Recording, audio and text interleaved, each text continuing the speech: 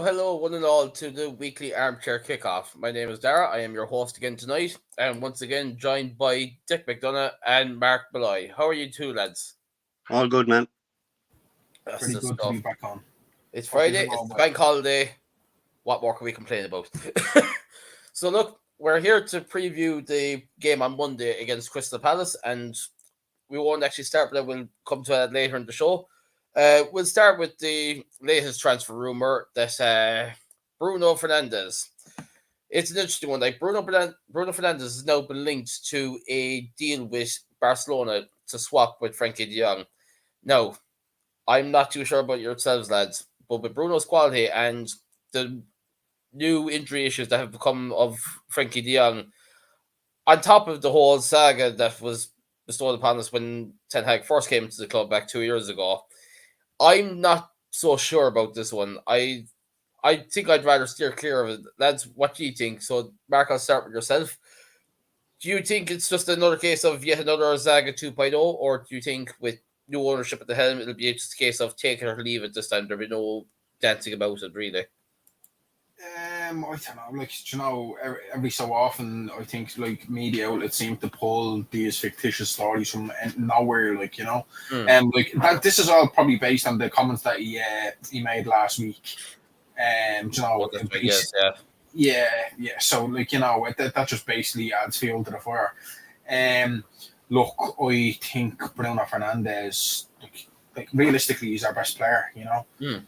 People can say what they want about the man in regard to his overall body language and his demeanor, etc. But he's our best player. I wouldn't personally like to see him leave because he's literally one of them that you can build around. But however, if you're from the outside looking into his perspective, you say to yourself, realistically, Roy Keane made a couple of comments there a couple of weeks ago, didn't he? He's 29, he's won nothing, and like I said, he could generally go on and prosper at a different club, because obviously it doesn't seem like we're going to be that club over the next couple of years, unfortunately. Anyway, so that's kind of my take on it. I'd love to see him at the club come next year, but I suppose there's a lot of heads on the shopping block as well. Yeah, no, I suppose I look at the point you made there that he's one of those players you build a team around. Now, here's the catching point. I don't care if he's your captain, but you build around a man who, fair enough, he's 29, I believe. So if he's 29 going on 30, he's a man to build a team around. Like, fair enough, you look at sports science, you look at everything else in the last 4 or 5 years, everything's kind of come on so far that players like Bruno Fernandes, with the output that he puts out, he could easily continue playing till at that level till about 35, 36. But again, everyone's going to be different. Sports science will change over time. I don't feel and I love Bruno Fernandes, don't get me wrong. Dick, I know what you think about this. Like, for me, I can see why Mark makes the point that he's a man you build your team around. But what do you think? Like, he's our captain, but he's also 29. I don't see him being the one you actually build the team around, say. Well, I wouldn't want Frankie de Jong because he's a player who's already shown that he doesn't want to play for United. He had a chance to play for us, he turned us down, so move on from him, I think. Definitely wouldn't be swapping Fernandes for him. Even though he is 29, turning 30, you can definitely get 5 years out of him. And in those 5 years, you could actually build the team around him. He, as Mark says, he's definitely our best player. He dragged us through a few games. He's put in captain's performances, and he's one to bring the younger lads on. So definitely, I'd be keeping Bruno. Look, he's probably tired of what's been happening the last few seasons with the effort he's put in, with little or no reward. But definitely, we have to be keeping players like him. We can keep him. We'll have Mainu, Highland, Garnacho. Seemingly the rest of them are for sale if we're to believe the media. I don't think I do. Every day is a Man United Sky Sports exclusive, just happen to be we're the biggest club in the world and they can't stop talking about us. It's interesting you bring that point up because we were only talking about it there ourselves the last night or the night before, and it was the fact that you look at the way the media outlet, like, I'd say there's probably a little bit of truth in it that with the right offer, bar as you said, Highland, Garnacho, Menu, everyone has their price.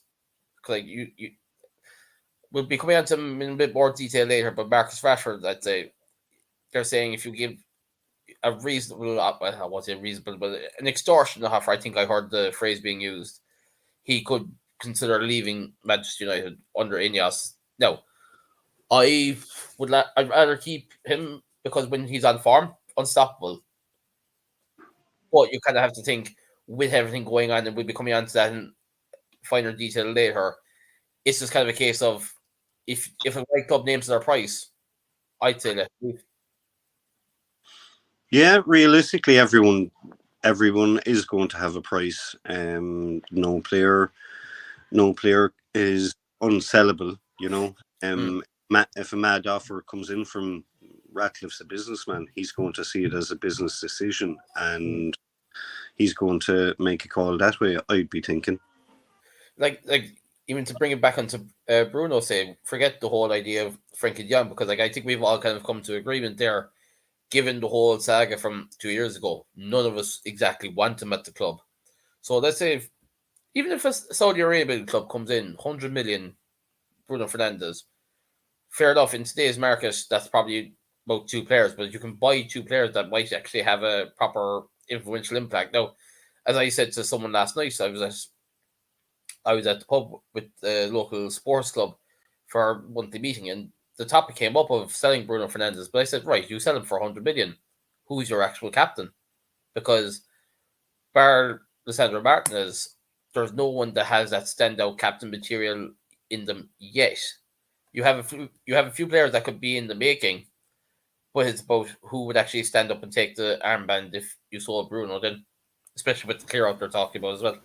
Do you know what as well, Darragh? Like one point that we haven't really touched on is his longevity. Like he's never injured.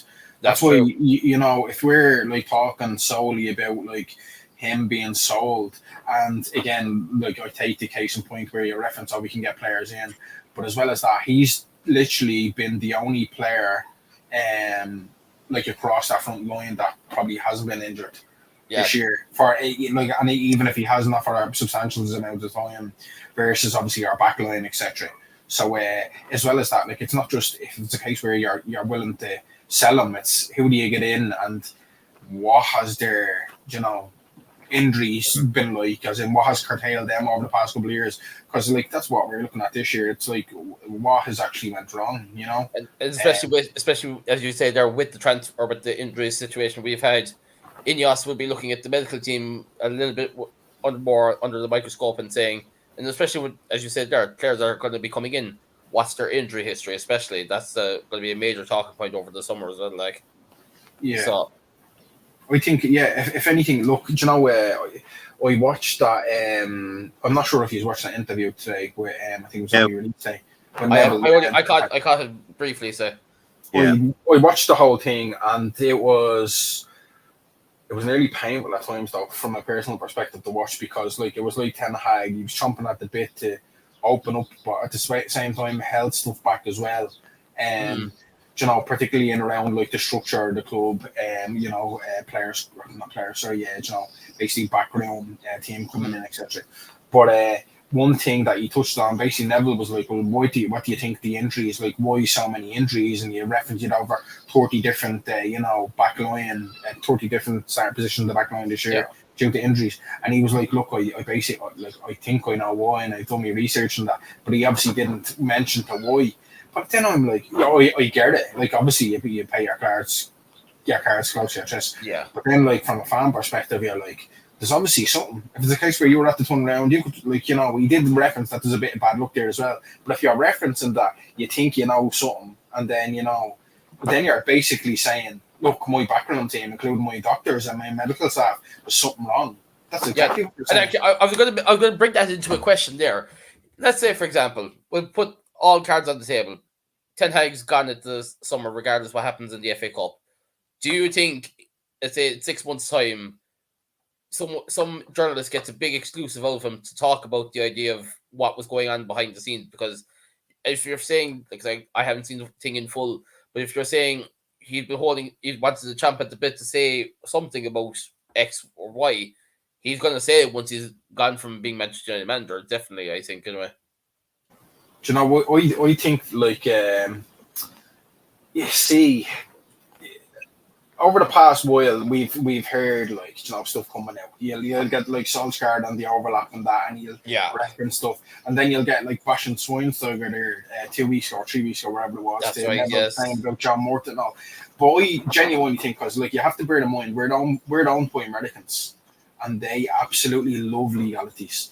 So they obviously turn around to players. I'm assuming definitely management and say, you can move on from this club, but you can't open your mouth for X amount of years, and that's the contract you sign.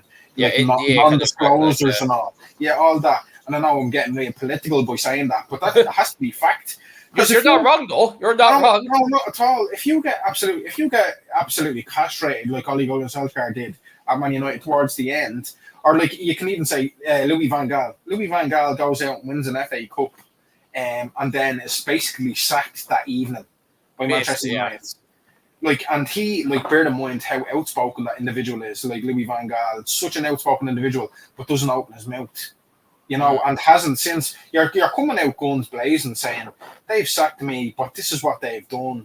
This is what that particular family or that particular club is about, and so commercialised and this and that. But he didn't open their mouth. Only in the past while have you got the likes of Solskjaer coming out and saying, well, look, these are some of the things that had happened, and so I definitely think that it's definitely like like an abiding contract for a certain length of time, and then you're getting players and ex-players, etc., coming out and saying that these are actually the issues that we're at Manchester United. Eric Ten Hag is a Piers Morgan interview waiting to happen. And for as much as I hate Piers Morgan, I would be sitting front row with a box of popcorn waiting for that to happen. Like, honestly. But look, we'll move on because we got to talk a little bit about Palace eventually. And we'll make the point to start about their new manager, Oliver Glasner. Or Glasner? But it's the fact he's been actually implementing a style of play straight away at Palace. And like this is a common theme now that I think we discussed this back when Ange came in at Spurs. He was actually able to implement that high line play from the get-go.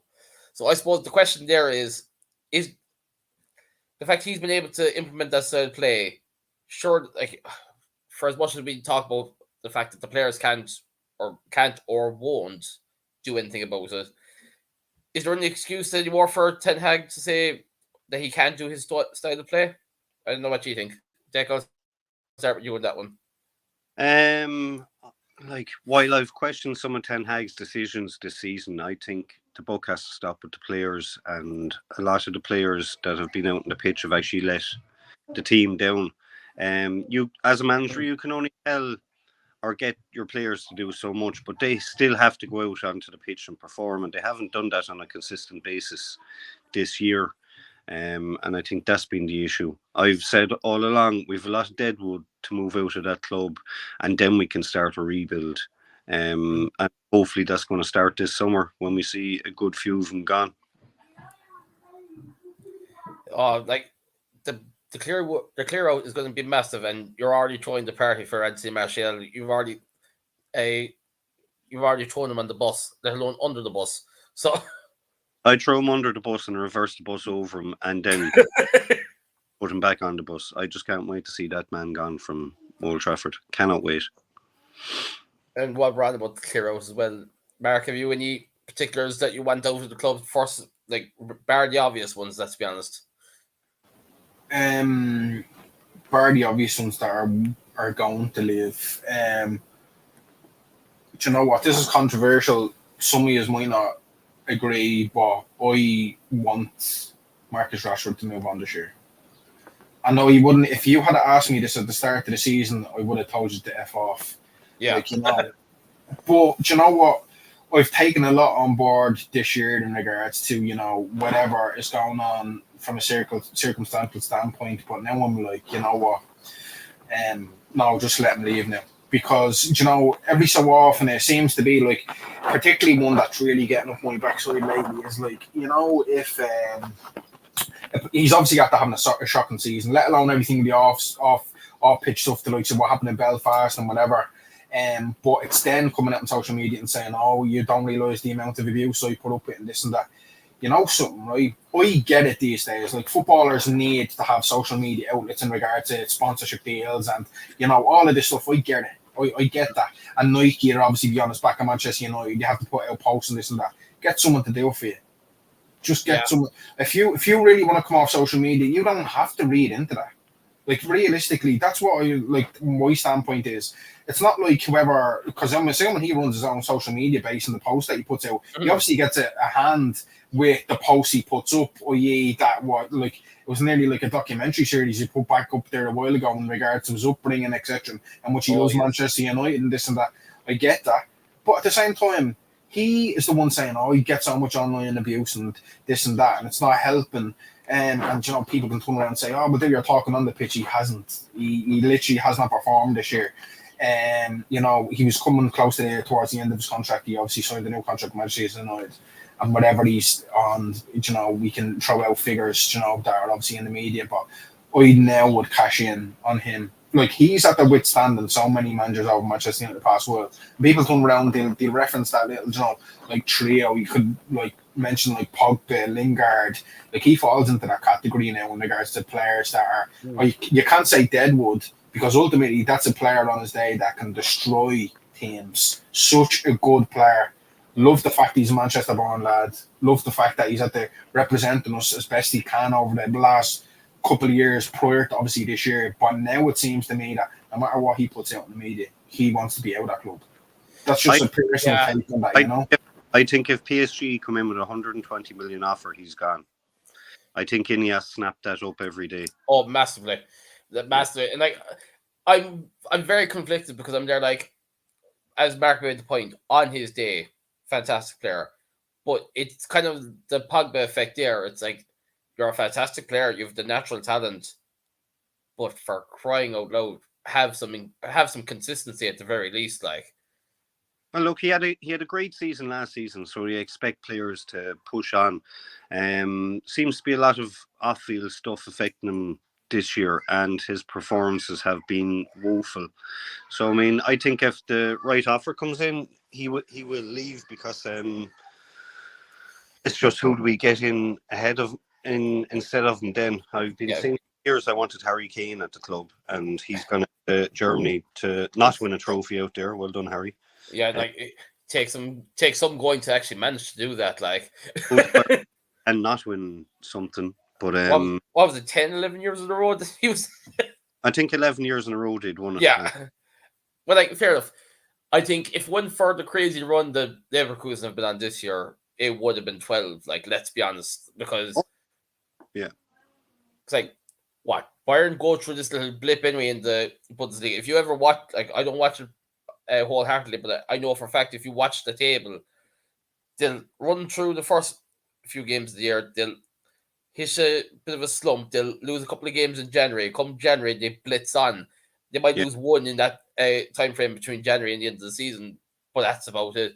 So, like, if you continue that pattern, unless something like Leverkusen, like they did this year, comes in and just sweeps the, like, they're on the target for an invincible treble. Like, whoever thought that would actually be a thing that you could talk about, really? Like, and that's something that, you know, don't even care if he's a ex-Liverpool player. Xabi Alonso, if he's actually implementing such a style of play straight away at Leverkusen and blitzing the field the way he has, even with some of them dramatic last-minute equalizers that he's been pulling recently, you have to take your hat off them, really, though.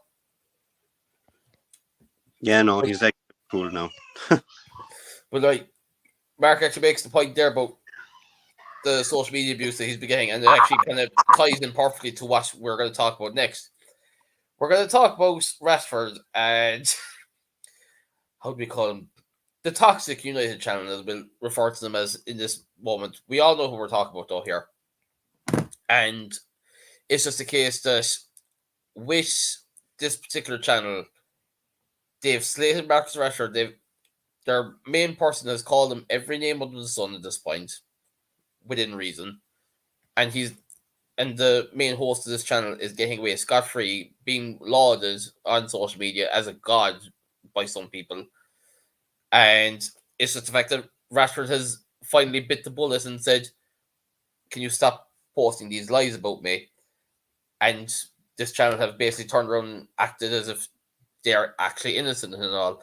I just want your thoughts on it because, like, for me, just this channel in particular really is grinding my gears. And like, we've been on this topic numerous times off screen. We know who we're talking about. We know the shenanigans that go on behind the scenes in some of these scenarios. I just want your view on this particular channel, really, lads.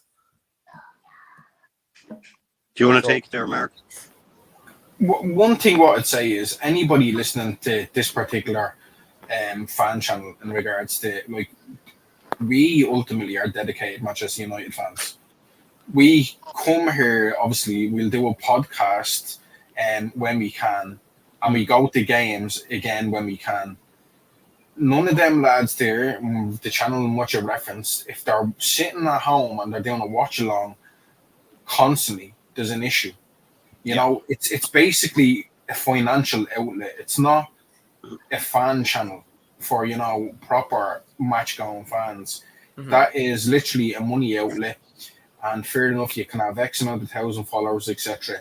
And look, anyone who realistically puts a hat in it and says, I'm a very good fan of that particular channel, like, you'd want to give your head a wobble because the shite that they put out. But you know, the worst thing about it is, Darragh, I'll be honest with you, like, let alone, like, we can all have our opinions on everything, right? But when you come out and, like what you said, you can absolutely castrate a player and the club as a whole, but then the club give you more access.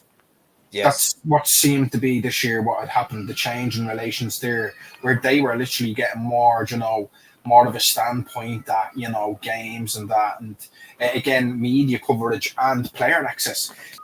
Right, what was going on there? Because it's either your social media relations aren't doing their job properly, or you're just seeing the massive following that particular fan channel has, and then it's like, okay, we need to get them on side, because they have such an amount of following all across all social media aspects. So that's where the club are letting themselves down. It's like, okay, X person or X fan channel has these amount of followers, but like, how constructive are they towards the club? Because that particular fan channel is just absolutely destructive at times. Destructive. But what it is though, I've said this absolutely hand-heartedly. I used to watch them. I, like myself and Keane, have basically said the same thing off screen before. We used to watch the channel. We used to enjoy the content that they brought up because the main host, like, I'm going to keep referring to him as the main host. The main host of it all, the antagonist even, he was once upon a time entertaining. And I would have no issue in saying that. He was entertaining, in my opinion, once upon a time.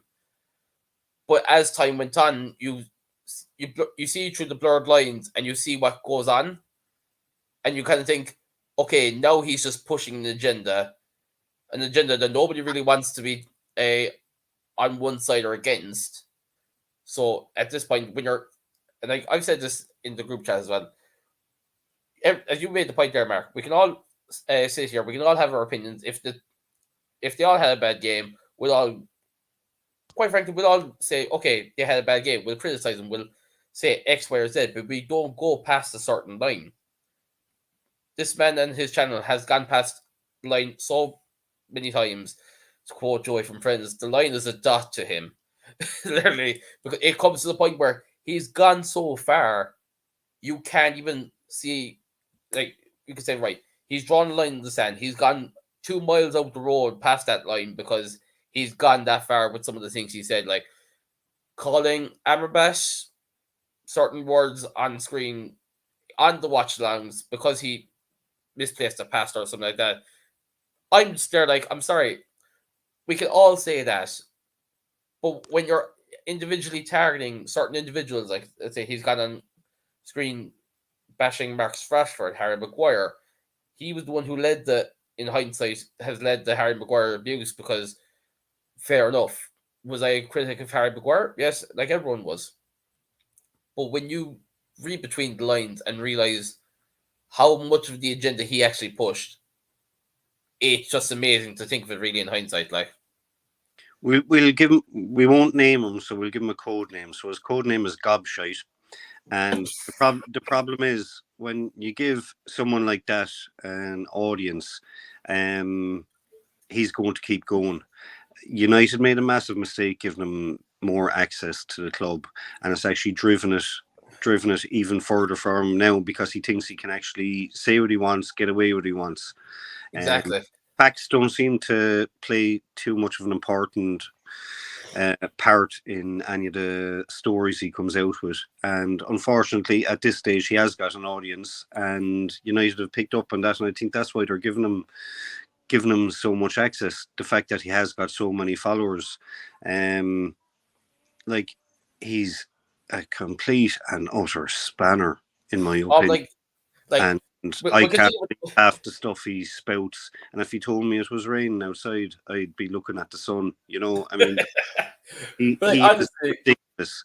And the sooner he's found out by proper fans, as I call them, people that actually go to the games, people that actually follow it, I mean, they know about the club.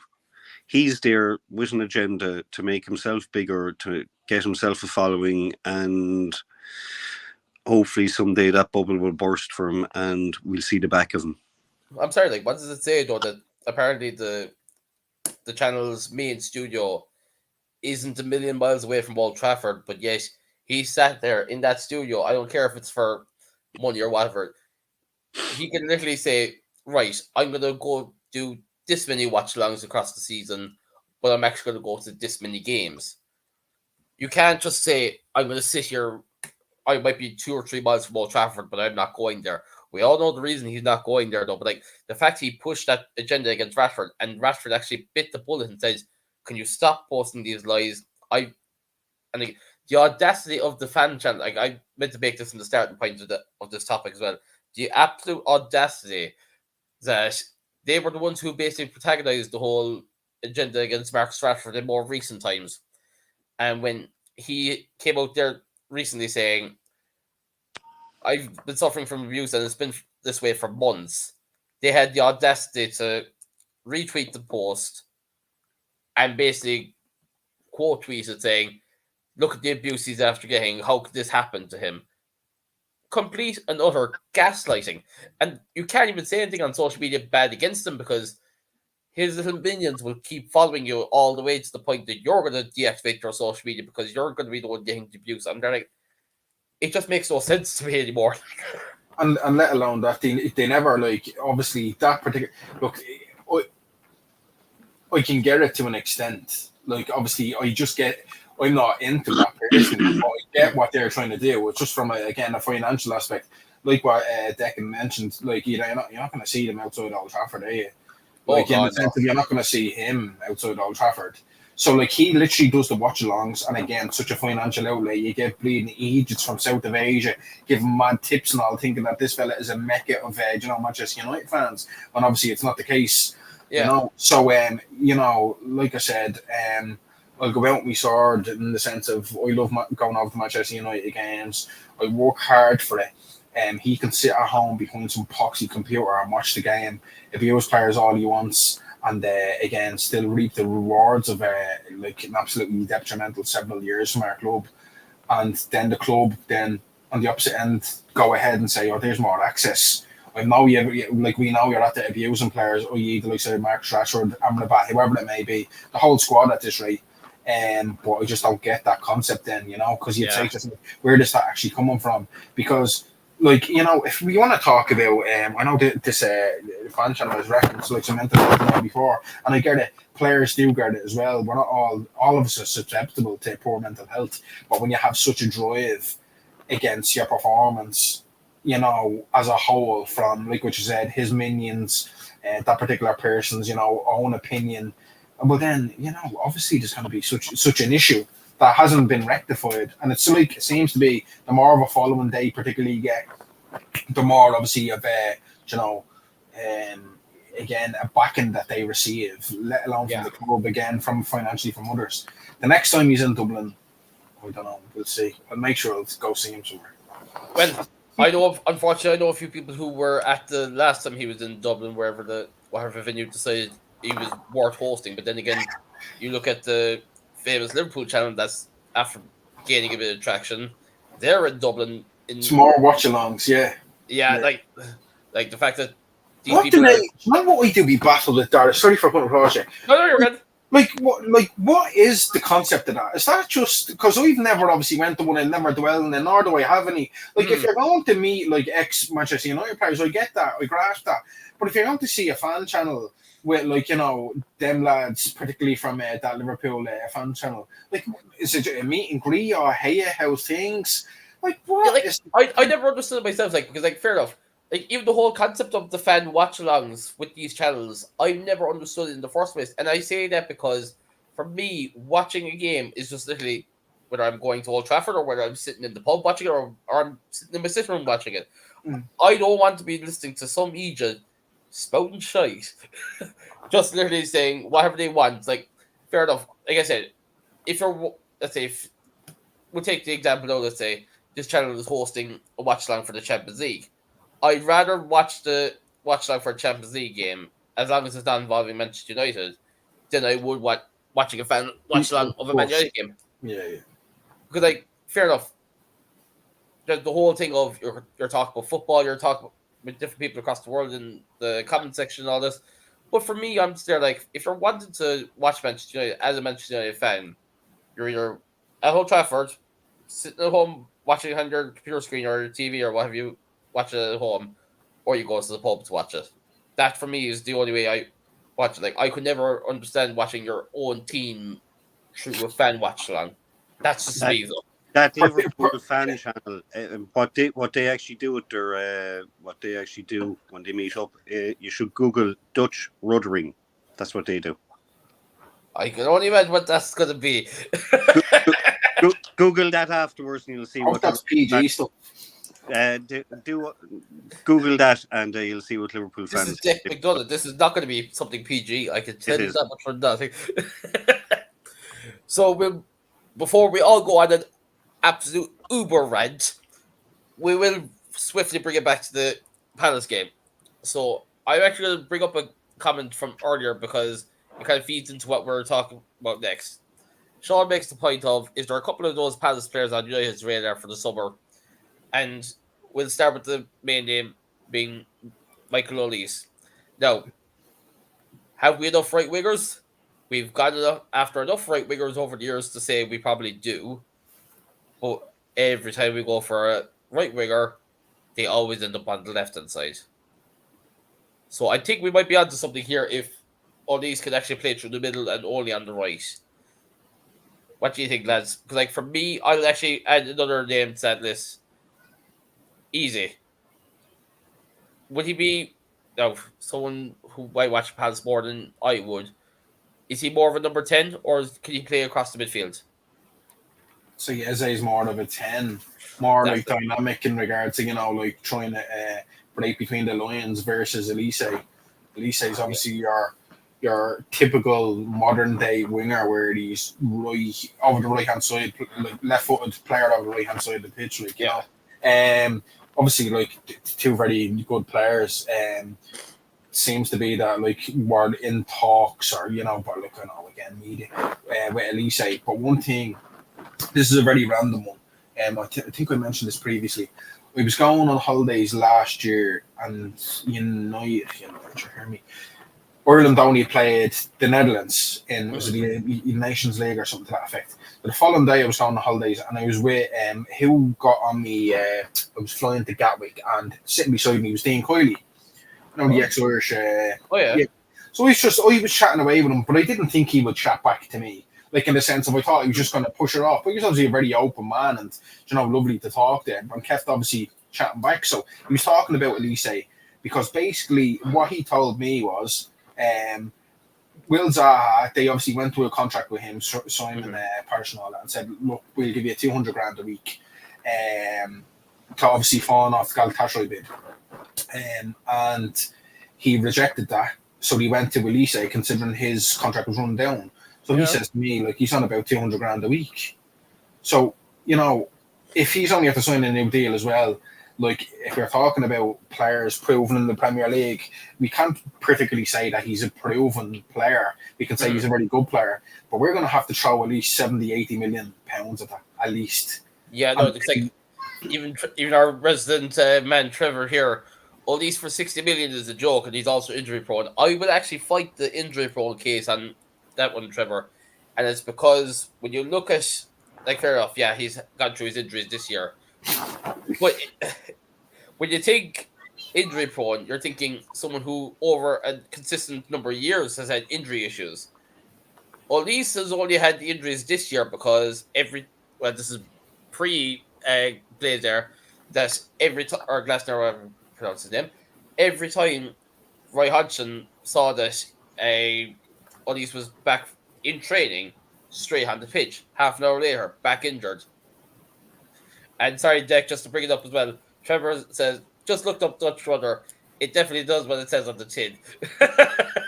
I'm going to have to search this up now in a minute because this is going to rack my brain.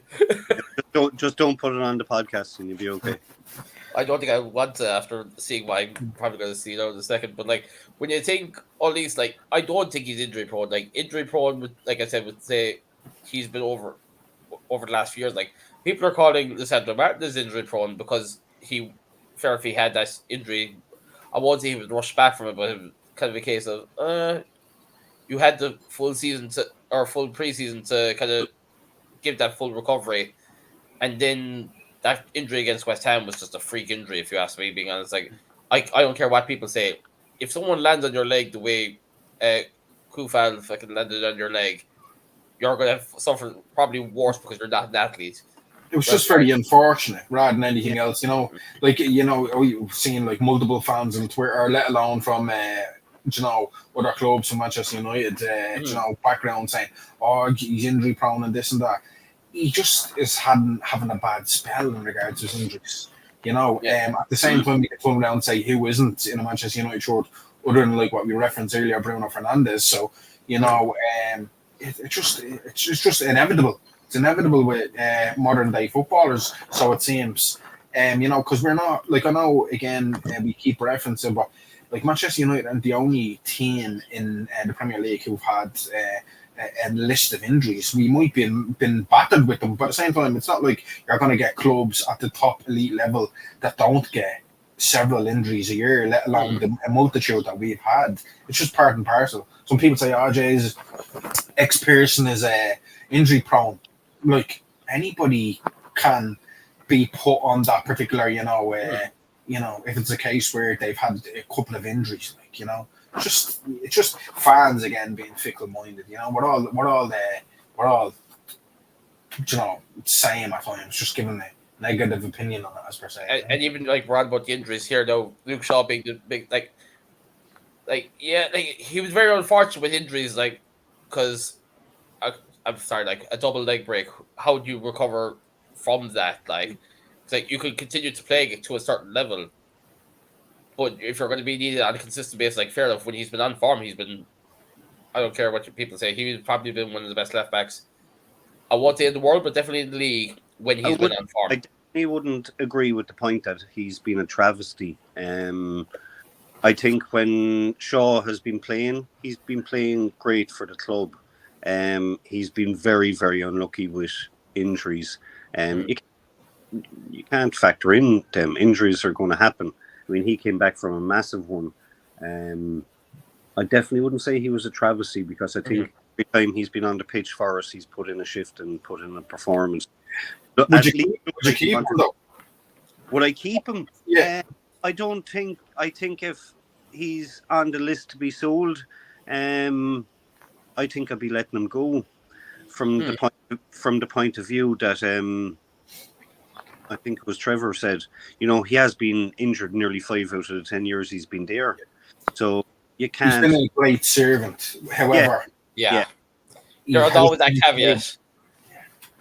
Yeah. But like even to go back to the original point of, is there anyone you take from Palace?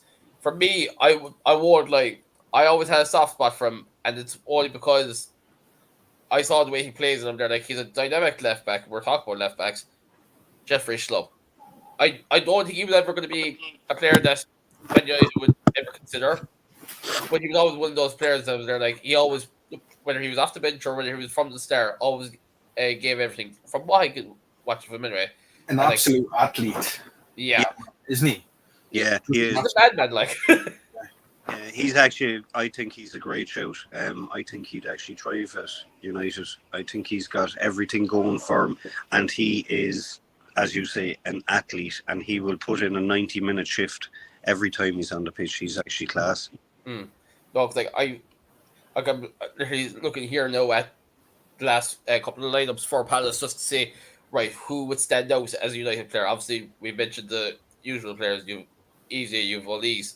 I personally think I would take Schlupp at Old Trafford simply because of the fact that he gives everything. He's one of those players who will just throw himself at it, like even for a left back. He has the mentality of a centre back just throwing himself at the kitchen sink. And sorry, at this point, Dec, you're going to love Trevor for this because I think this is going to be one of the very few times you agree. I could say Martial is injury prone, but he is form prone also. I just think he's the epitome of the modern footballer gone wrong, who actually believes his own hype, is more interested in collecting a wage than putting in a performance. I just think he's I put him in the same bracket as Pogba, Lingard. Martial is definitely in that bracket. He's everyone. I think everyone knows my thoughts on him anyway. I've no time for him. I think he's everything that is wrong with the modern day footballer. Massively. But like Manchester United as well, let alone the modern day footballer. I think it's like again,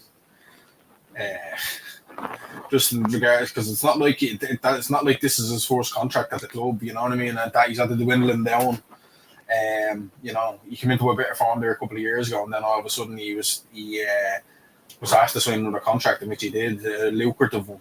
So, this is where we're at now. We couldn't even get him off the books in the sense of a permanent sale. He had to go through like loans. He was at Sevilla and that, wasn't he? Yeah, that was the point I was going to make. I was going to say that the fact that we tried to ship him off to Sevilla for 6 months, and I'd say he probably had that mentality of, screw it, I'm still going to be okay at Man United when I come back. No one's going to want me. You know what's bad when, like, see, for instance, we have the likes of, I know you referenced there earlier, Darragh, Mike Conley went off in tangent in regards to Marcus Rashford. But earlier on, when you referenced that, there's an issue when a player goes to a club and there's a buyout, there's a buy clause, and then the club doesn't take up the option. And what's happening at the moment, obviously, you have like Donny van de Beek at Eintracht Frankfurt, and like we're not talking about Eintracht Frankfurt. Forgive me ignorance. I don't even know where they are in the Bundesliga at the moment, but I'm assuming they haven't had a very good season based on the fact obviously you have everyone's just lauding Bayer Leverkusen and again Bayreuth. However, I don't think the fee is even that substantial. Is it 16 million or something being wafted around? Not even 12 million. I don't think. Is it?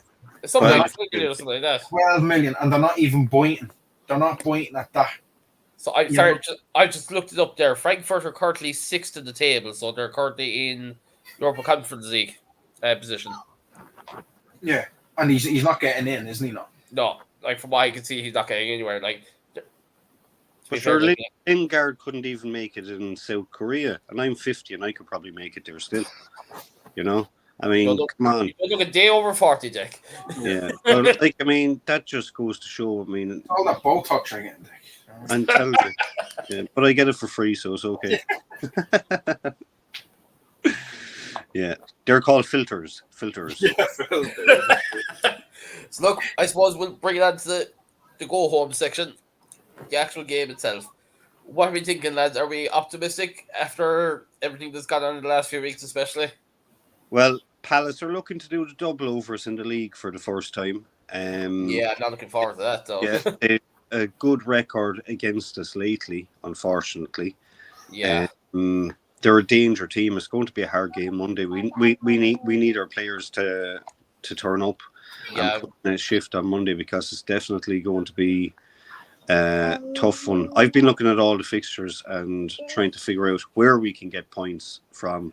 And Monday is going to be very hard. Definitely. Palace are always up to play us anyway. You Yeah, know? like Palace away, especially like 'cause, like I was gonna say, like I wouldn't if it was the case that they still had someone like Hodgson, like I won't like if they sacked Hodgson and went for someone like Sam Allardyce, I wouldn't be as worried. Yeah. But then you're looking at someone like Oliver Glasner, and you're like, oh, okay, he's actually putting a style of play, and he's actually playing some fantastic football, giving a bit of life to that Palace team. So I'm there like, I am very worried. I won't lie. Like I was very optimistic when it's the game at Old Trafford start of the season where was it 1-0 we lost in the end, lads? I can't remember off the top of my head. 1-0. Yeah. Yeah. So like, and that was under Roy Hodgson. So if you're optimistic, even after a 1-0 loss, as disappointing as that was to a Roy Hodgson side, with the way they're playing now, I don't see us getting a result. And I'll be honest, like I'll gladly take a draw right now. And I'm not even saying, and I'm trying to be optimistic and saying it, but I'm starting. I know in my heart and soul the way that Palace have been playing right now, and the fact that we have that history at Selhurst Park, we know what it's like going there. Anything can happen. No, really. Yeah. It's going to be a tough one. It's like even last season we started great there. We had the chances. We had gotten 1-0 up with was it Fernandez volley, I believe.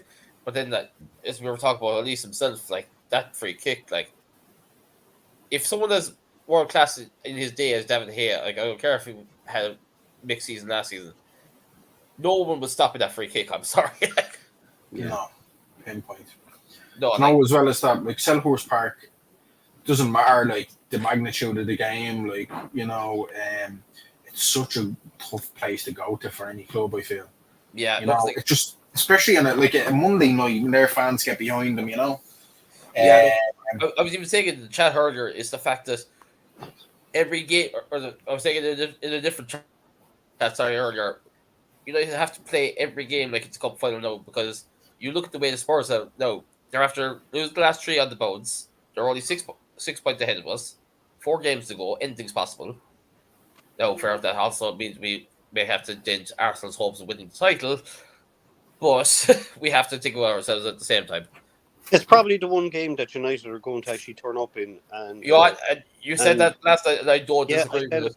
United are going to turn up, probably beat Arsenal, and but I've said it all along. I think Tottenham are going to beat City, so I don't. That's true. Like bar that game in the FA Cup at the start of the season, they actually haven't won at Tottenham Hotspur Stadium since they switched from White Hart Lane. So it's actually an interesting one. Like if Spurs actually go ahead and beat City, that's that's us stuck to the Conference League, if I'm right in saying. But wait, actually, I'll correct myself. If United win or lose in the FA Cup final, I think we still get Europa League because obviously winner of the FA Cup gets Europa League. City obviously Champions League. So do we get Europa Leagues regardless, no? Or I think we'd have to win if we win the FA Cup, we get Europa. Yeah. Yeah, because like it was just the fact that they normally hand down, let's say, in the scenario that City obviously being a Champions League team right now, if you're in the final and you're not guaranteed Europe at all, you get the Europa League spot. I thought that's the way. No, they might have changed it in the last few years, but I'm pretty certain that was the way it worked before anyway. Yeah. No, come here. All we have to do now is concentrate and win our last 5 games, winning the FA Cup. Yeah, that's all we can do at this point. So look, does anyone want to take up the idea of a starting 11? Because going on our injuries, we've previously mentioned, I don't see anything past what we put out against that we put out in the last game. Oh no, I can't see any changes coming in. I don't think we've anyone left. I think we're just going to have the bare 11, few young lads on the sideline, and hope for Bruno masterclass. There's a couple of senior lads that have come back into the fray, hasn't there, after injury? You have like Mason Mount is back in training. Oh, that's Sandro Martinez is back in training. I don't expect either to start.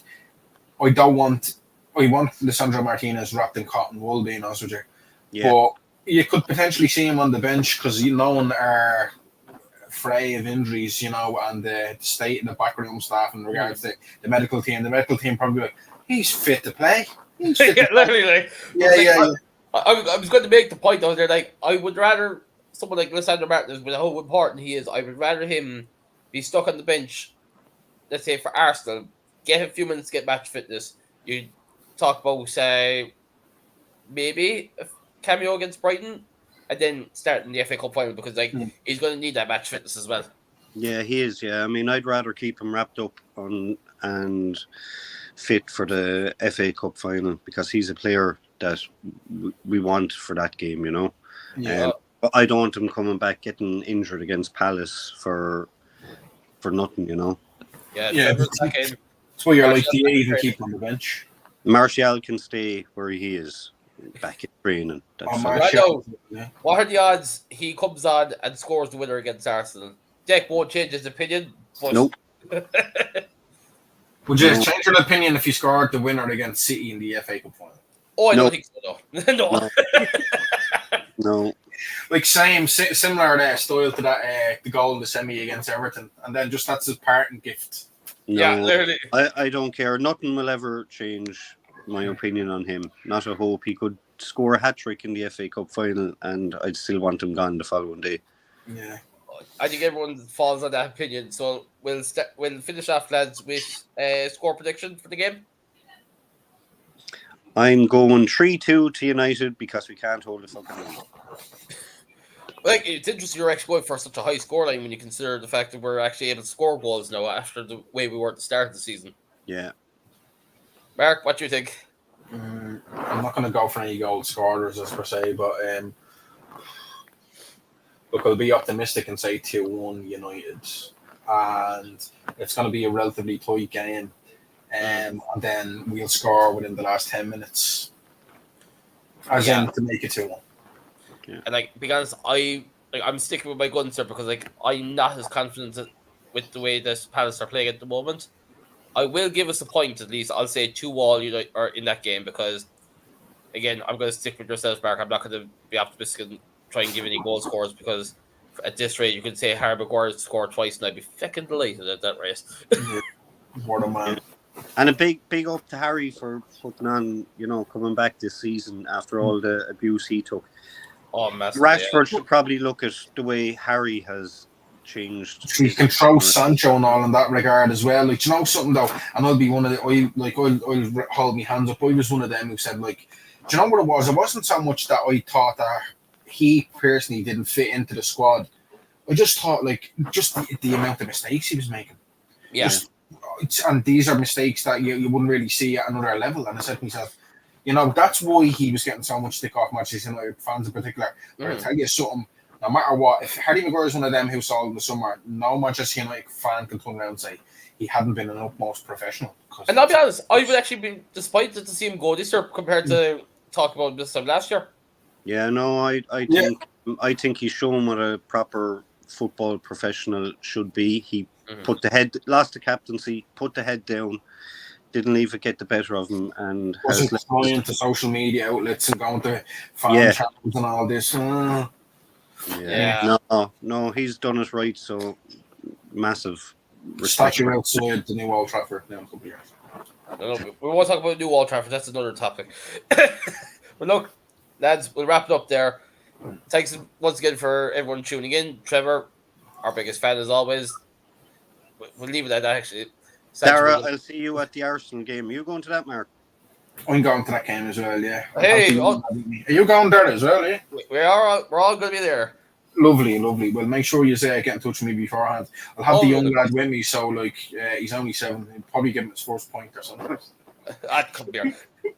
He can at least hold 3 points at that age. You're right, actually. You're right. Yeah, at least. Yeah. We'll chat away talking United. He'll get us our drinks. Yeah.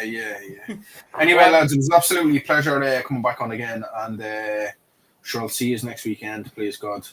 Yeah, look, lads, thanks very much. See you soon.